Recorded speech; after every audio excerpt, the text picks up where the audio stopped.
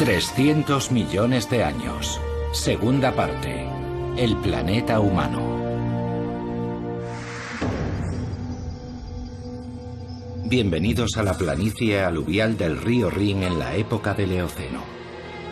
10 millones de años después de que el impacto de un cometa devastara nuestro planeta y Europa migrara más al norte. En los climas subtropicales, los mamíferos se habían convertido en los dueños de la tierra. Aquí, donde más adelante crecerá la uva Riesling, ahora encontramos un exuberante y primigenio bosque tropical. La mitad de los grupos de mamíferos que existen en nuestro mundo ya estaban presentes aquí.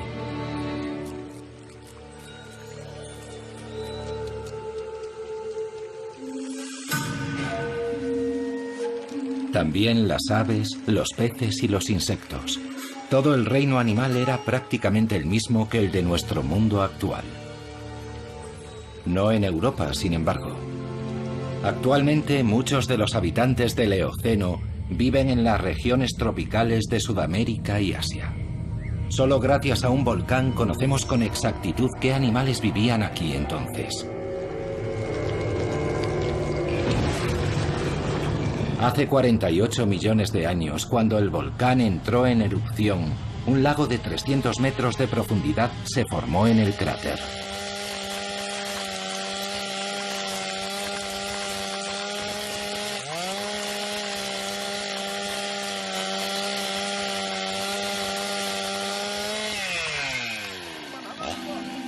Las plantas y los animales desaparecieron en las profundidades, pero se conservaron intactos en las pizarras bituminosas.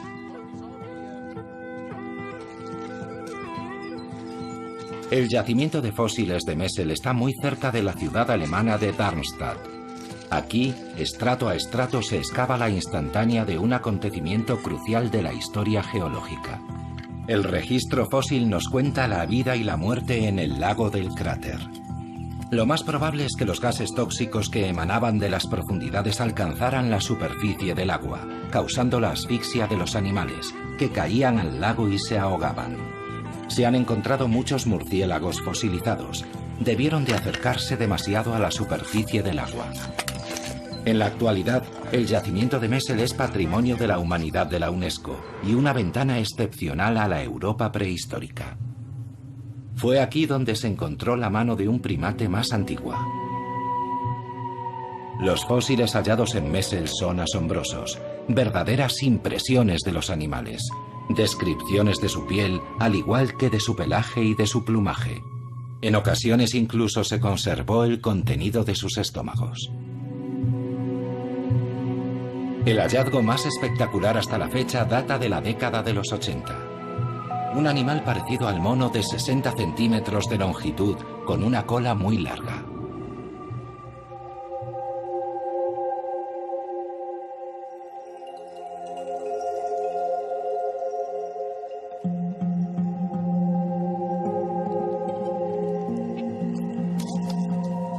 Probablemente esa criatura también fue víctima de los gases venenosos, como el resto de los animales descubiertos en el yacimiento.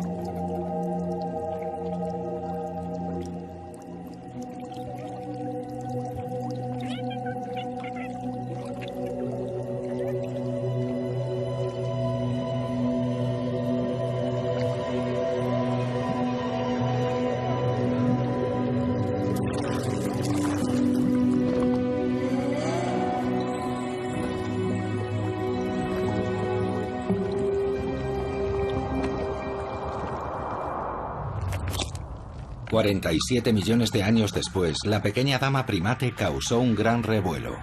Bautizada como Ida, durante mucho tiempo fue considerada la progenitora de la raza humana.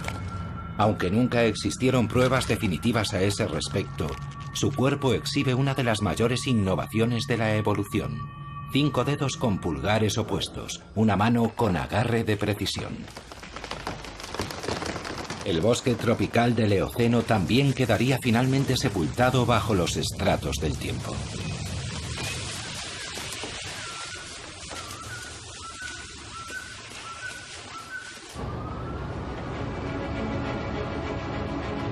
Ahora, cada vez que arañamos la superficie podemos atisbar fugazmente la prehistoria. Aquí, donde las excavadoras sacan el último lignito del subsuelo, antaño crecían bosques vírgenes junto al mar. Dormitando bajo el lignito se encuentran toneladas de ámbar, y en su interior, congelada en el tiempo, la vida de los bosques primigenios.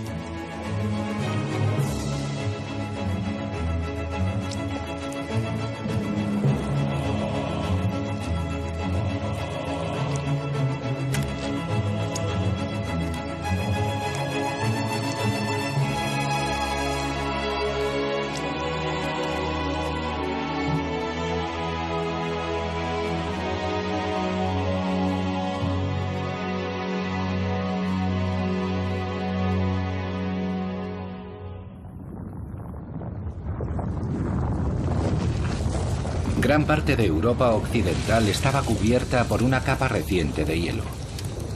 Los glaciares que descendían desde Escandinavia se abrieron paso hasta Londres y desde los Alpes llegaron al lago Kim, en Baviera. Los glaciares formaron y desplazaron tierra y rocas y dejaron tanta agua que vastas áreas del Mar del Norte quedaron anegadas. El Cuaternario, el periodo geológico más reciente, fue una época turbulenta.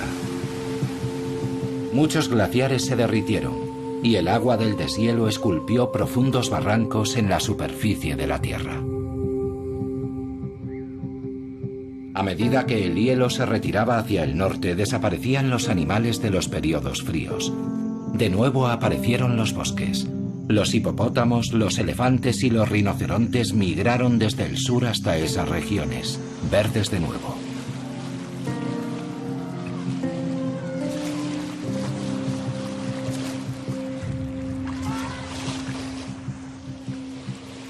Los ciervos y los elefantes eran vecinos en los afluentes del primitivo Rin.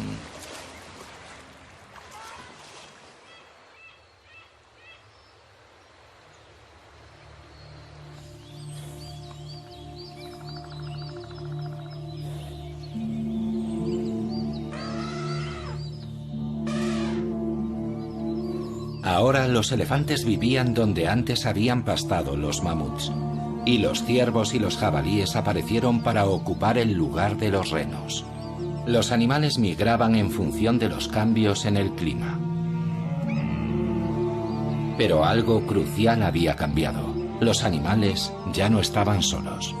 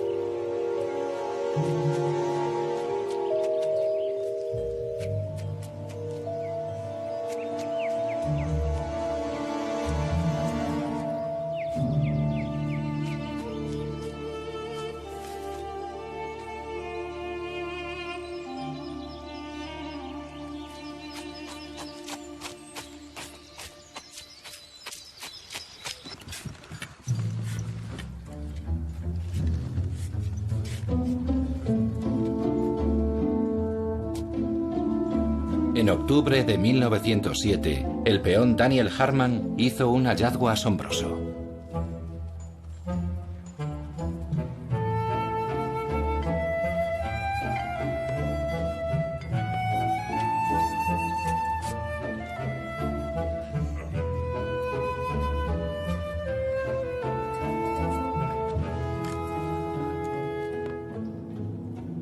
Amigos míos, hoy he encontrado a Adán.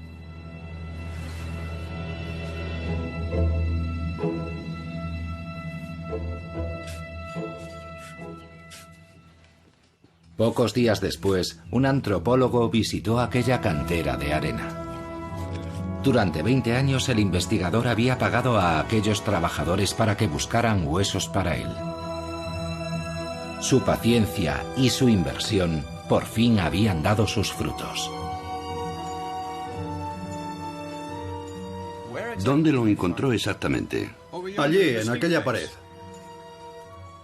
¿Revisó cuidadosamente ese lugar? Ajá. ¿Y encontró allí algo más? Esto, eso y esto. Ajá.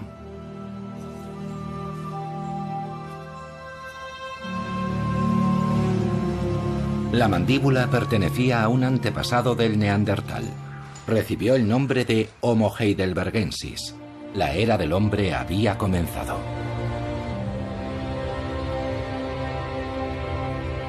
El ring medio se formó mucho antes de que los primeros humanos aparecieran en Europa.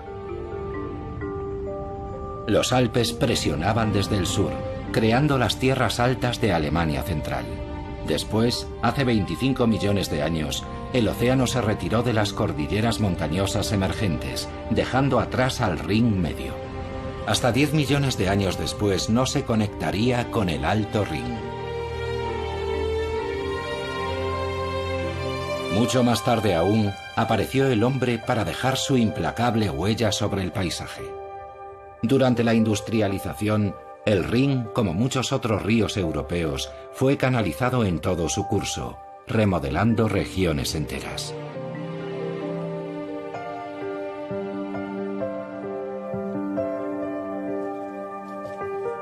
Los romanos llevaron el arte de la viticultura al sur de Francia, a Alemania, a Italia y a España. Ellos pusieron los cimientos del éxito del Riesling, el Merlot y el Cabernet.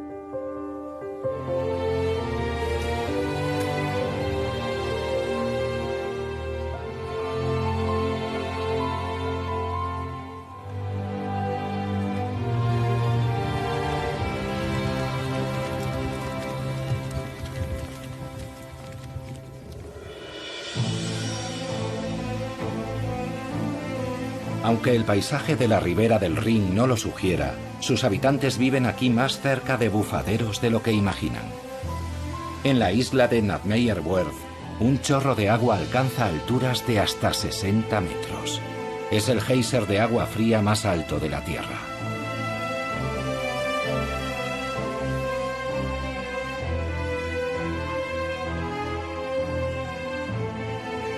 No muy lejos del geyser hay un antiguo cráter, el lago Lachar. En la Edad Media, unos monjes benedictinos se retiraron en este lago aislado. Construyeron un monasterio y lo llamaron María Laach. Pero los monjes ignoraban que vivían más cerca del umbral del infierno que del cielo.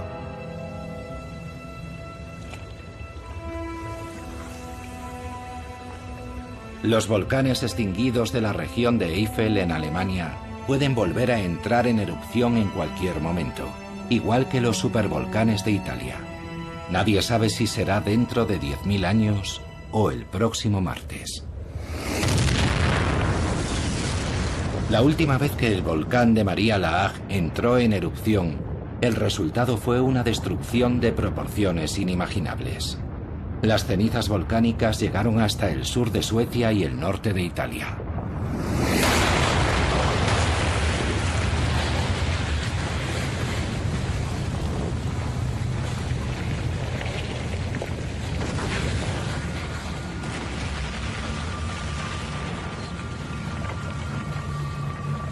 Durante días, las avalanchas de lava candente y las cenizas inundaron los valles, creando un muro de 30 metros de altura que contuvo las aguas de los ríos Rin y Mosela durante muchas semanas.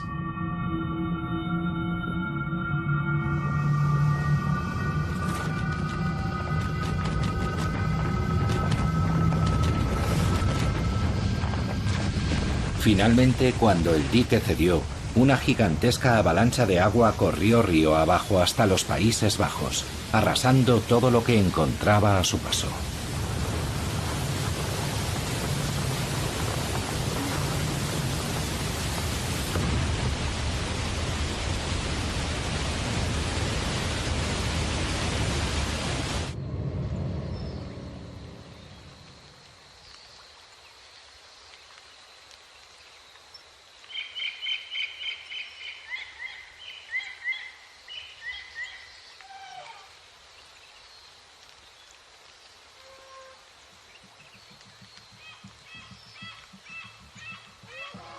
Mucho antes de aquella devastación, un ancestro del ser humano actual vivió en una extensa región de Europa y de Oriente Próximo. El Homo neanderthalensis, el neandertal.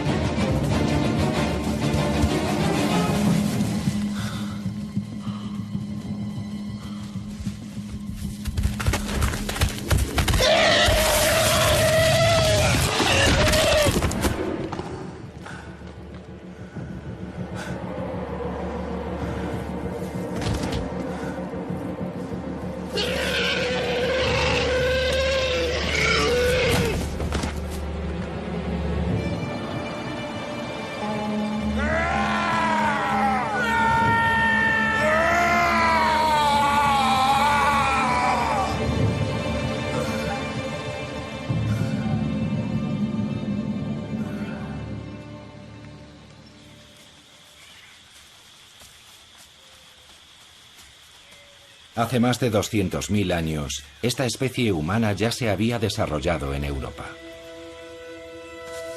En los periodos más fríos, los glaciares habían obligado al neandertal a levantarse y seguir su camino. Pero finalmente la especie consiguió adaptarse al frío.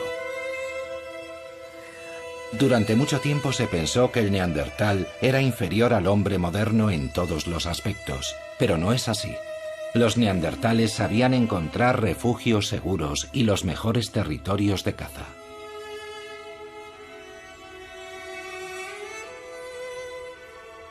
Eran artesanos habilidosos, sabían curtir las pieles y fabricaban ropa con ellas. Los neandertales vivían en pequeños clanes diseminados por zonas muy extensas.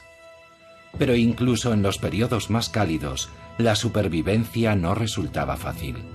Los tupidos bosques no solo eran el hogar del ciervo, el rinoceronte y el elefante, allí también vivían los leones y las hienas. A medida que cambiaba el clima, también lo hacía el entorno, pero los neandertales seguían adaptándose para sobrevivir. No sabemos nada acerca de su lenguaje, pero la anatomía de su laringe revela que sin duda eran capaces de comunicarse vocalmente.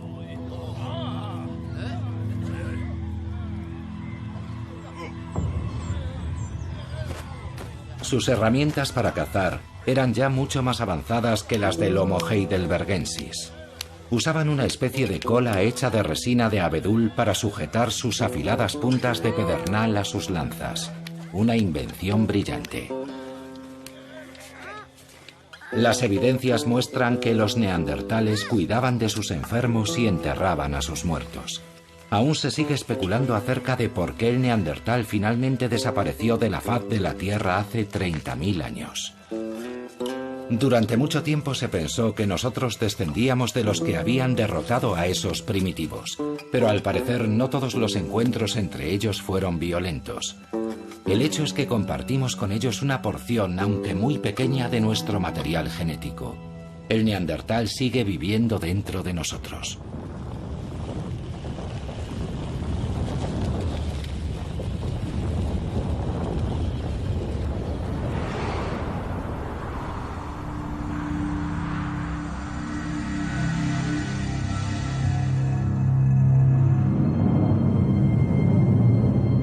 Por última vez hasta la fecha, un gran periodo frío se apoderó de Europa. Los lobos y los grandes herbívoros, mamuts, bueyes almizcleros y renos, recorrían por millones las grandes llanuras. A los pies de los glaciares, un viento constante azotaba la tierra. Era el lugar más septentrional en el que había vida. Cuando el frío se hizo demasiado intenso, las manadas tuvieron que migrar.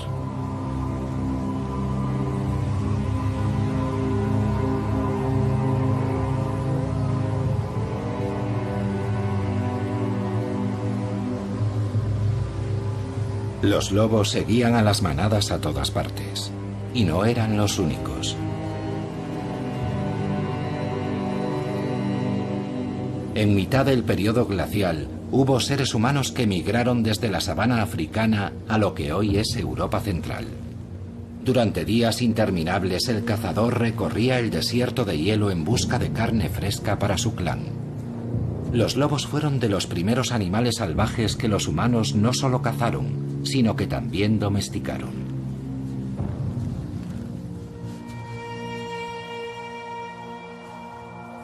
La vida de los cazadores estaba dictada por la migración de las manadas. Cuando los animales cambiaban sus zonas de pastos, los humanos también lo hacían, moviendo sus campamentos a lo largo de las grandes rutas migratorias. Durante el verano, la estepa era un buen territorio de caza.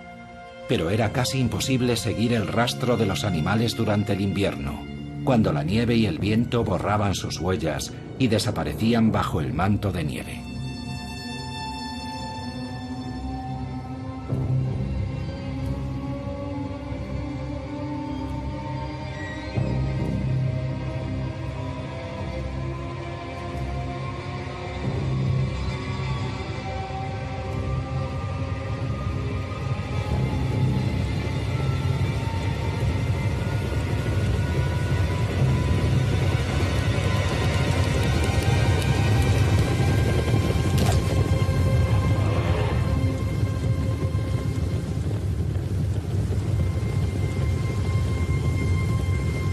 Cada año los cazadores esperaban que sus presas pasaran durante su migración. Pero las grandes manadas empezaron a desaparecer lentamente y nunca regresaron. Algunas especies se extinguieron por completo, otras abandonaron esos territorios. Durante mucho tiempo el ser humano cargó con la culpa de la desaparición del mamut y de los megalóceros. Pero un puñado de cazadores no pudieron ser los responsables de la extinción de esas especies. El aumento de las temperaturas parece la explicación más plausible de la desaparición de los animales. El final de la edad de hielo marcó el inicio de un nuevo periodo geológico, porque solo después de que los glaciares se derritieran, Europa empezó a ser el lugar que hoy conocemos.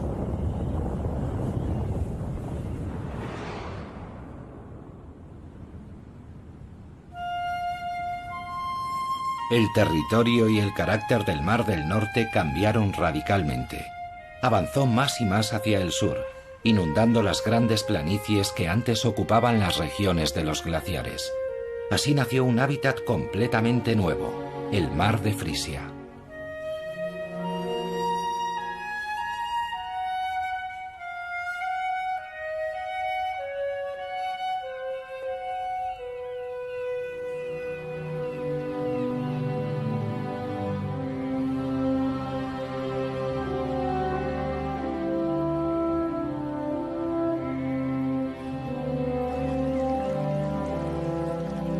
Arenas de grano fino, lodo gris y marrón y aguas turbias hasta donde alcanza la vista.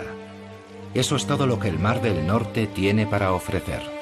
Y aún así, el desierto de hielo de hace siglos se convirtió en un hábitat rico y diverso. 2 veces al día las mareas inundan el Mar de Frisia con sus aguas ricas en nutrientes. El lodo ofrece protección y alimento. Bajo la superficie del fango prolifera la vida. Esta es la guardería de muchos peces que crecerán y vivirán en el Mar del Norte. También el lumpo desova aquí. El macho se deja la piel para proteger sus huevas.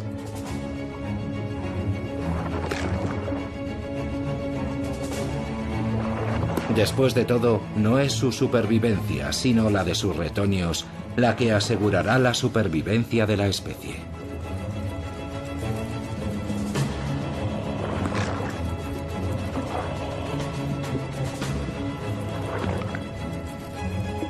Cuando las huevas eclosionan, las larvas permanecen durante algún tiempo en las aguas poco profundas antes de aventurarse en mar abierto. A menudo en las playas aparecen los cadáveres de los padres, muertos por agotamiento.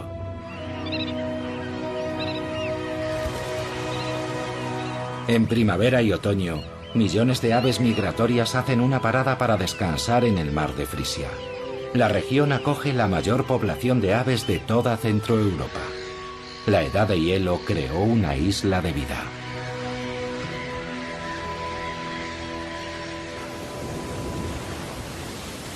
Lejos del litoral, el mar del norte se torna muy duro.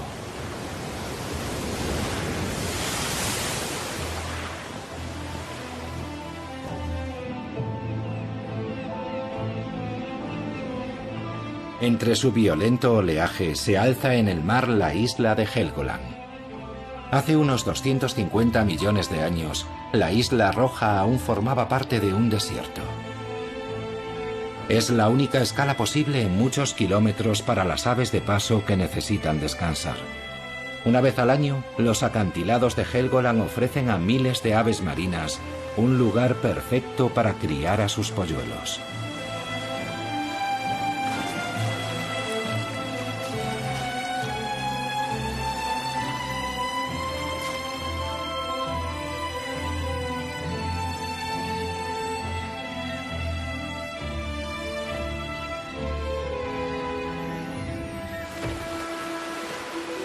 En invierno, cuando hace ya mucho tiempo que las aves migratorias han abandonado la isla, aparecen en la playa las focas grises. Los machos compiten por los mejores sitios, intentando conquistar las zonas de la playa donde las hembras se reúnen para esperar el nacimiento de sus crías.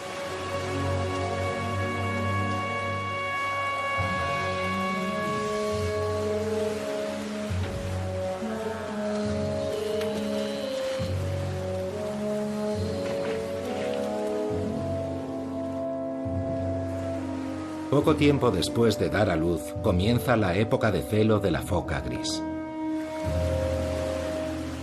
Uno tras otro, los machos aparecen en la orilla y compiten por ser los mejores en la batalla por la reproducción.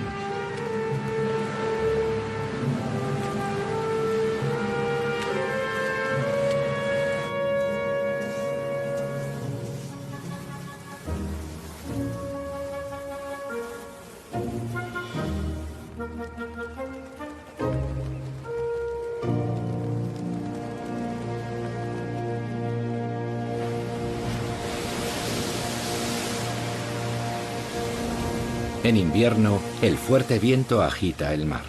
Las altas olas se estrellan contra los acantilados y contra la playa, arrastrando piedras y arena hacia otros lugares. El ser humano intenta detener el proceso.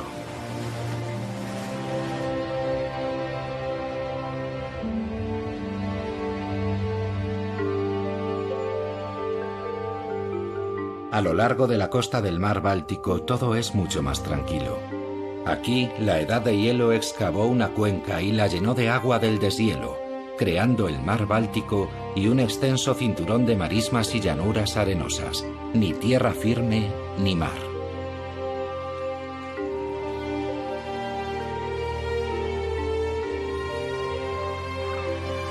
Ajenas a la intervención humana, grandes zonas de la costa del mar Báltico son un santuario para la fauna silvestre.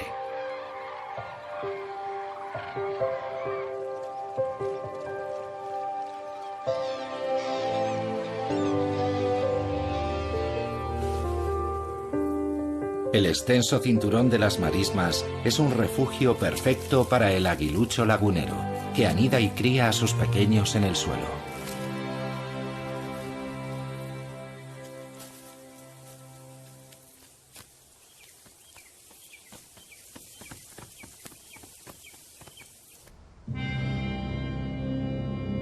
Los acantilados blancos de Rügen también son obra de la Edad de Hielo, que hizo emerger la isla desde las profundidades del mar Báltico. La roca cretácica de los acantilados se formó en la era de los dinosaurios, como resultado de la acumulación de diminutos esqueletos del plancton. Bajo la presión de los glaciares, ese material creció, dando lugar a estos característicos acantilados blancos. El período cálido cubrió sus paredes con una fina capa de material vegetal. Las raíces de las plantas se aferran al sustrato blando. Sin esa cubierta vegetal, el oleaje y la lluvia hubieran hecho desaparecer por completo la isla hace mucho tiempo.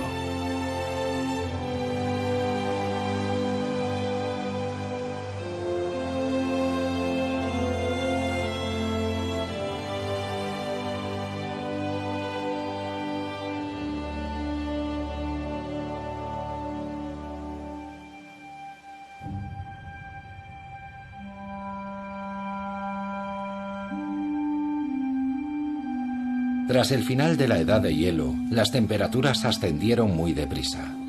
Los bosques regresaron y con ellos los animales que conocemos hoy.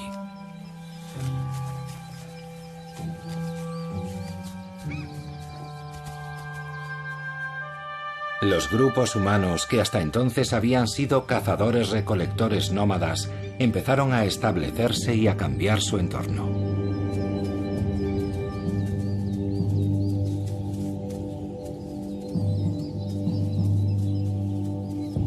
Pero mientras la civilización daba sus primeros pasos, comenzaron a aparecer conflictos completamente nuevos.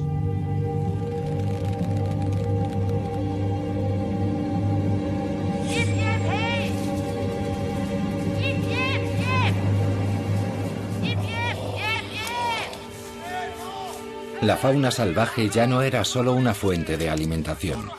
Para los agricultores que cuidaban de sus campos en el inicio de la agricultura, los ciervos eran animales nocivos que tenían que espantar. Para los cazadores, los granjeros y sus cultivos eran intrusos. Talaban los bosques y perturbaban sus terrenos de caza.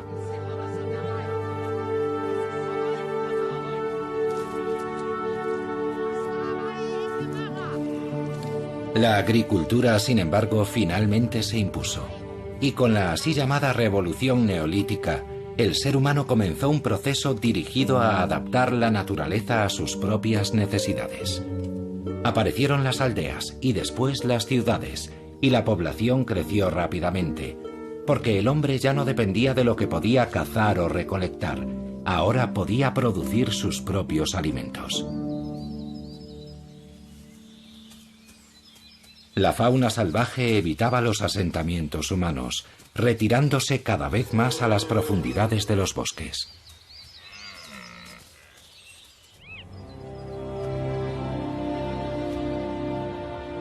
Hoy, las extensas marismas abiertas ofrecen muy poca protección.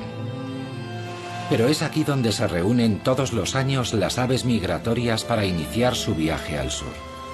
Estas tierras llanas y prácticamente sin árboles proporcionan una buena visión a las aves predadoras, tales como el aguilucho lagunero, que intenta aprovechar al máximo la situación antes de que partan los visitantes veraniegos. Cuando las temperaturas caen y las aves migratorias ya han iniciado su viaje, la quietud invade la costa del Mar del Norte, la marisma más extensa del mundo. El lugar parece tan remoto y deshabitado como lo estaba hace 2000 años. Extensos bosques cubren la mayor parte de Europa occidental, pero a través del Rin, la civilización avanzó rápidamente hacia el norte. Tras conquistar parte de los asentamientos germánicos, los romanos empezaron inmediatamente a construir una red de suministros y de calzadas. Comenzaba así la división, medición y administración de Germania.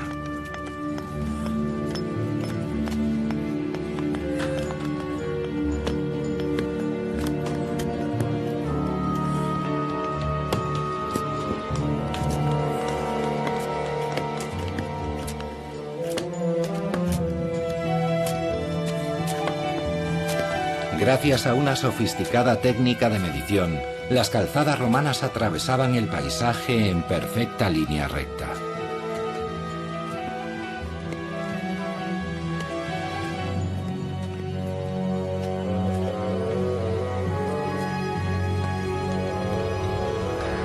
Esas calzadas conectaban los campamentos romanos, que más adelante se convertirían en ciudades, entre ellas Colonia, Maguncia y Coblenza.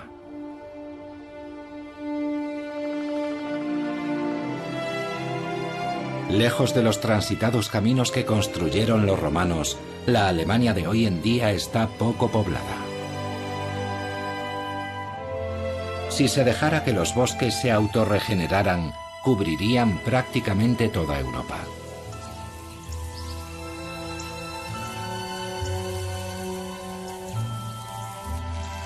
Pero donde viven e intervienen los seres humanos, los huertos de árboles frutales, los campos y los pastos han ocupado gran parte de las áreas forestales.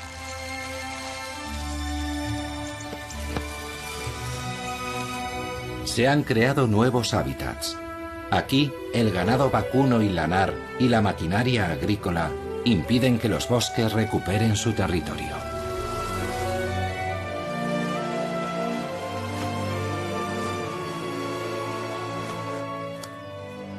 A las cigüeñas les gusta estar muy cerca de los asentamientos humanos y se benefician de una masacre que tiene lugar regularmente, recogiendo suculentos bocados en el campo tras la batalla.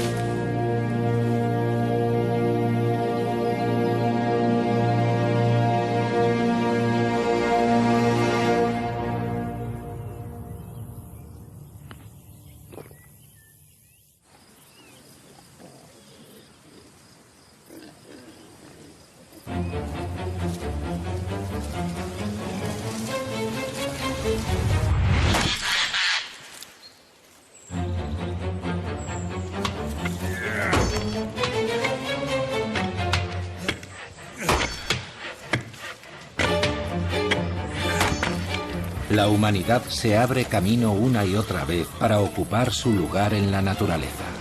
Hasta comienzos del siglo XIX, la madera fue el material más utilizado y prácticamente el único con el que calentarse. Regiones enteras fueron deforestadas. En aquella época, los osos casi habían desaparecido.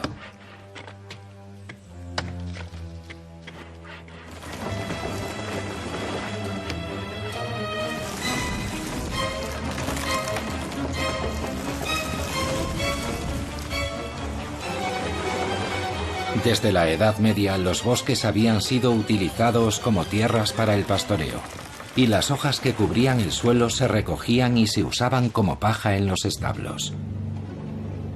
La madera y el carbón proporcionaban la energía para calentar los hornos de las industrias de la sal, el hierro y el vidrio. Aparecieron más y más carboneras de leña para fabricar carbón vegetal, muy necesario para alimentar la incipiente industria. Allí donde escaseaba la madera, las comunidades y las ciudades dictaban leyes para proteger sus bosques.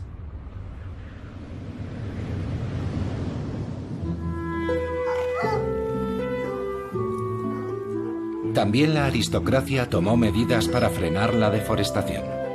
La aristocracia rural reclamó extensas áreas forestales y adoptó medidas para conservar los bosques y la fauna salvaje. Pero no por convicciones ecológicas. Los cazadores querían salvar sus imponentes cotos de caza de la destrucción. Sin el deporte de la caza de la nobleza acaudalada, el paisaje alemán hoy sería muy diferente.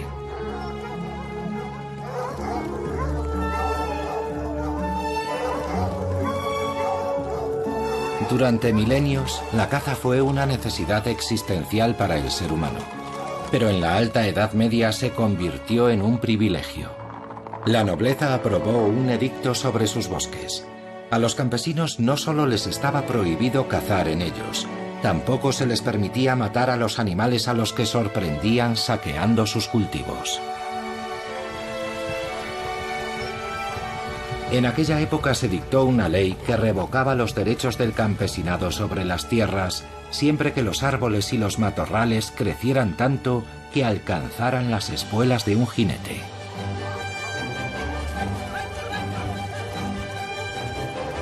Actualmente la caza no solo sirve para controlar la población de animales, también es una actividad recreativa muy popular.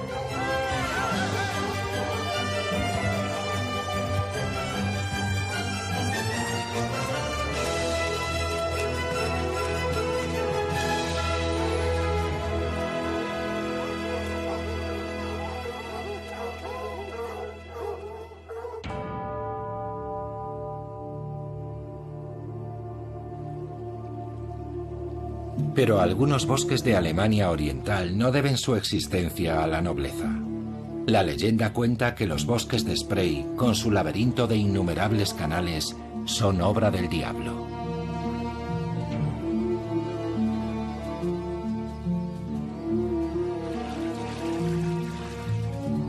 De hecho, esta madeja de agua y bosques es un legado de los glaciares de la Edad de Hielo.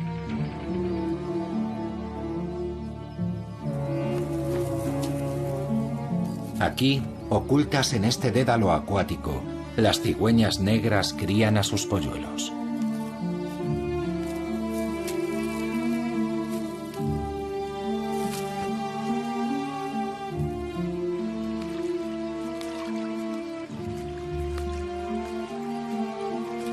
Se alimentan de pequeños peces y ranas que tienen que compartir con las serpientes.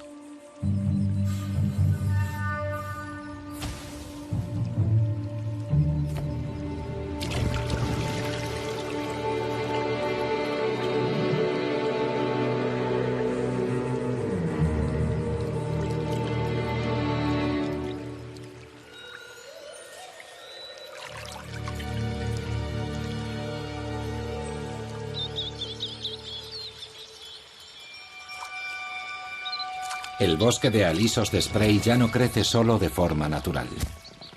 Las semillas que caen en los arroyos son pescadas en la superficie y después plantadas en la tierra.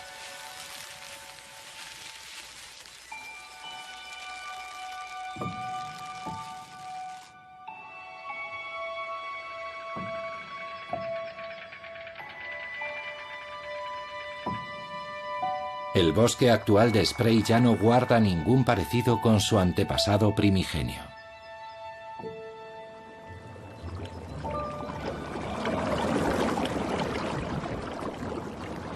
El hombre cambia los paisajes que han evolucionado durante millones de años. Hace 100 millones de años, animales exóticos vivían en el estrecho estuario situado en lo que hoy es la frontera entre Alemania y la República Checa. Los restos de caliza de Creta y los esqueletos hundidos en el lecho del río se acumularon aquí estrato a estrato, milímetro a milímetro.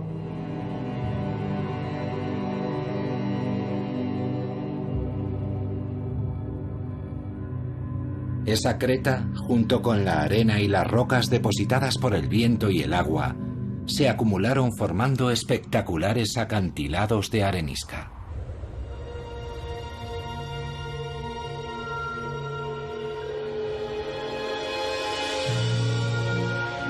Cuando el océano se retiró, la erosión hizo su trabajo sobre los bancos de arenisca, convirtiéndolos en las dentadas montañas de arenisca del Elba.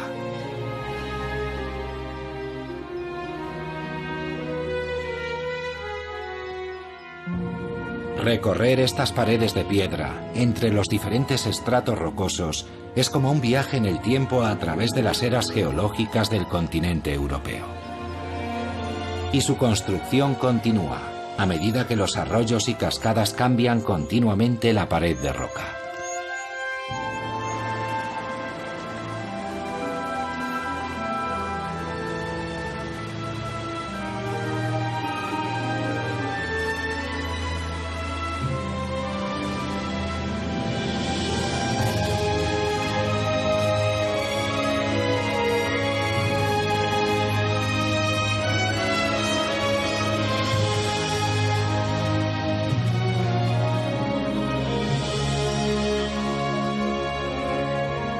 La explotación de esta arenisca comenzó en una fecha muy temprana, en el siglo XI.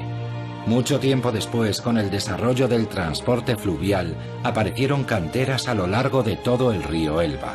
En algunos puntos, las canteras ampliaron el estrecho valle de este río.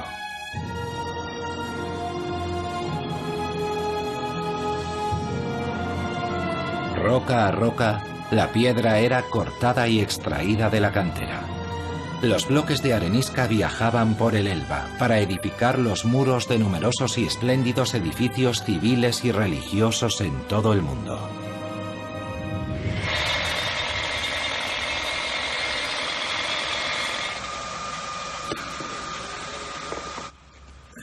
Esa arenisca sigue extrayéndose actualmente y se envía a clientes de todo el mundo.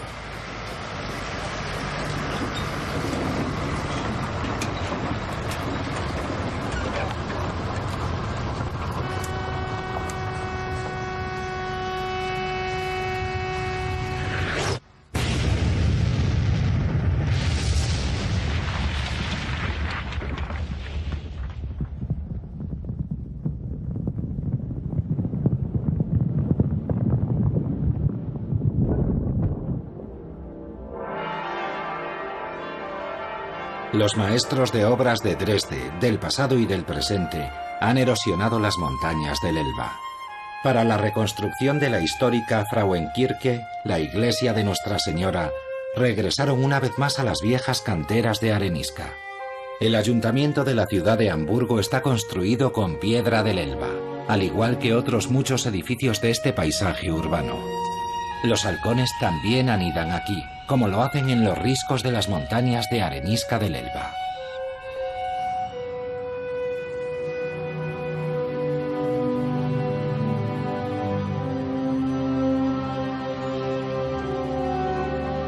Hace ya mucho tiempo que los animales se encuentran como en su propia casa en este hábitat creado por el hombre. Las grandes ciudades actuales ya no resultan hostiles para la vida. A menudo ofrecen una mayor diversidad de hábitats que el campo que las rodea. Su emblemática catedral y los puentes del Rin son hitos inconfundibles del paisaje urbano de Colonia.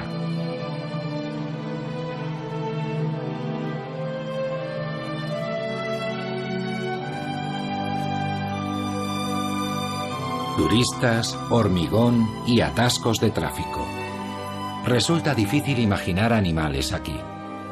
Pero los centros urbanos no solo atraen a los seres humanos. Animales inmigrantes llegados de todo el mundo han encontrado en la metrópolis un nuevo hogar, añadiendo color y variedad al escenario. Nuestras ciudades contemporáneas ponen punto final de momento al largo y transformador viaje de Europa.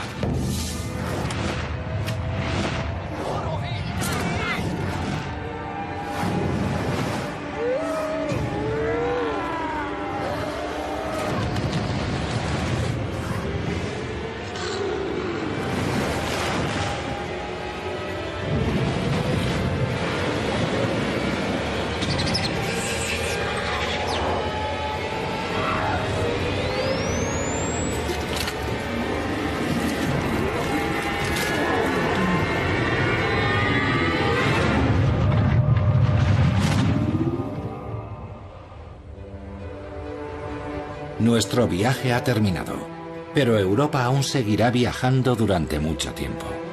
Nunca sabremos qué dirección seguirá en el futuro. Tal vez algún lejano día repose en el Polo Norte o bajo el sol ecuatorial.